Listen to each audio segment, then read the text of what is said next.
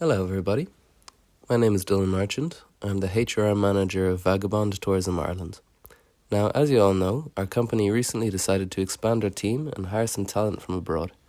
I'm making this short podcast to introduce you to some societal and corporate cultural norms of this beautiful country, as well as giving you some insight into how to handle working in an international team with a completely new culture. First of all, I'd like to introduce you to each other. There's Sasha from Boston, Ingrid from Frankfurt, and Haruki from Tokyo. The team here is looking forward to welcoming you to our wonderful company. Before I begin, I'd like to discuss the advantages and disadvantages of working in a multicultural team. The advantages are varied and numerous. A quick trip to Dr. Google will bring up a plethora of studies that support evidence for better creativity, critical thinking, and productivity. An international team will also force you to learn how to listen and observe, skills very important for developing your cultural intelligence. Generally, the atmosphere in the office is more engaging, as when people from different cultures spend time together, they learn about each other's norms and values, meaning the office is not just a place to work, but to learn from each other. You'll be able to hear firsthand about people's beliefs, thoughts, ideas, and way of life. Finally, we hope that you may find the societal and corporate culture of Ireland to be beyond your expectations, and that you may eventually even settle here. If not, it's your choice to go where you will. But wherever that may be, you will have learned invaluable cultural lessons from your co-workers, have developed your international network, and you will possess a very attractive resume for future employers. While the advantages are great bonuses, it is the disadvantages that must be kept in mind while working, so that we can all help each other get past lingual and cultural barriers. The biggest disadvantage of working in an international team is the language barrier. When people speak a non-native language within a team, it often affects their ability to interact with the group. It affects spontaneity, clarity, both from a lack of vocabulary and their pronunciation, and most importantly, the willingness to express ideas. This is even more challenging if culture is indirect or if someone's communicative style is more introverted. The cultural barrier can and will lead to some confusion. Non-verbal communication plays a huge role in this. There's no gesture or expression in the world that can be interpreted the same way in any culture. A smile can mean joy, embarrassment, or be a warning signal to back down. Silence can mean disagreement, agreement, or contemplation. Take the time to get to know each other and try to avoid assumptions. Observe other people and their mannerisms. Ask lots of questions, even if you sometimes feel silly. Management will check in on you often to see how you are adapting to this new environment and if there's anything you need. Do not be afraid to be afraid.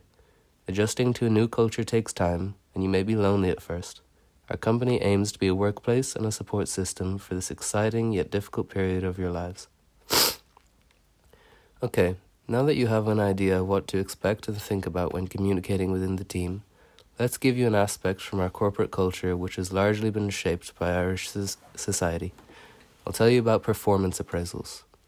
This is a controversial topic in many countries, as analysing an individual's performance can damage relations. As I'm sure Haruki knows, Japan is a collectivistic culture, and it may seem inappropriate to criticize individuals. There's even a term for it called Mikoshi management, wherein high achievers carry the team while others contribute little. This type of management is not applicable in Ireland. Ireland is an individualistic, masculine society where people strive to be the best and are praised and promoted based on their experience, skills, and merit. That being said, your people skills are extremely important.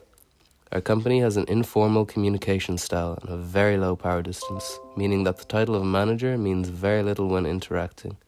Expect critical and constructive feedback from anyone within the company, and you're encouraged to give feedback, even to those in higher positions. This will initially be difficult for all of you. However, honest, intelligent feedback improves the whole company, and you will garner a lot of respect by sharing your opinions. The way in which you give and receive feedback is very important. Irish culture uses the hamburger approach. This involves softening the blow of critical feedback by also giving a compliment. Sasha, I'm sure you've met people like this all your life. However, it is annoying for many more direct European countries. Sorry, Ingrid. Not doing this will be perceived as rude to most Irish people.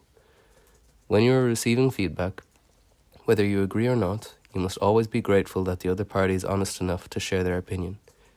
If you disregard their feedback, it can be perceived as hostile behaviour. Another thing to consider for a Japanese friend is that the Irish have a low-context communication style, meaning we are direct and to the point with our verbal communication. Haruki, by no means do you need to change yourself, but remember that your coworkers may not recognize your nonverbal communication as well as you're used to. When it comes to the work itself, Irish corporate culture can either be monochronic or polychronic. Our company leans more towards being polychronic. However, we do make good use of specific goal setting and management by objective, also known as MBO. This makes individual progress easier to track. However, as mentioned above, your people skills matter just as much as your work diligence. When setting goals, your manager is in open communication with you and your team so that realistic expectations can be reached. What makes the environment polychronic is that there's little pressure about when specific tasks should be complete. As long as you remain in open communication regarding what your co-workers need from you and the main objectives are achieved, management will be happy. Well, I suppose that's it. I could talk all day, but if I'm being honest, you probably heard my words without learning a thing. Culture is something that needs to be experienced to be understood, and I hope in time you'll understand and fall in love with ours.